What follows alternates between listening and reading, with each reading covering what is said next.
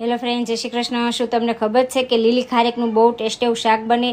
તો મેં આજે લાલ ખારેક લીધી છે, પણ તમે પીળી ખારેકનું પણ શાક બનાવી શકો. તો ખારેકને ધોઈ ઠળિયા કાઢી આ રીતે લાંબી કટ કરીને લેવાની. હવે એક પેન અંદર તેલ ગરમ કરવા મૂકશું. તેલ ગરમ થાય એટલે રાઈ જીરું તતડે એટલે ખારેક એડ કરશું અને બરાબર મિક્સ કરી લેશું. મસાલામાં થોડી હિંગ, હળદર અને સ્વાદ અનુસાર મીઠું એડ કરશું અને બધા જ મસાલા બરાબર મિક્સ કરી ઢાંકી અને 2 મિનિટ માટે આપણે કૂક થવા દેશું.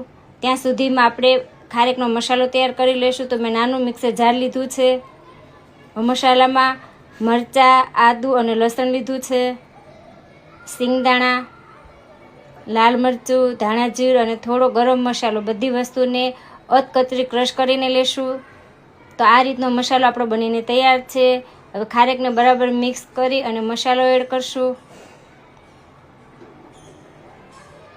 મિક્સ કરી અને લીંબુ નીચવી લઈએ. 2 ચમચી જેટલું પાણી એડ કરશું. બરાબર મિક્સ કરી ઢાંકી અને બીજી 2 મિનિટ માટે આપણે આ શાકને કૂક થવા દેશું. તો કુલ 4 થી 5 મિનિટમાં એકદમ ટેસ્ટી એવું શાક બનીને તૈયાર છે. તમે પણ બનાવો. એન્જોય.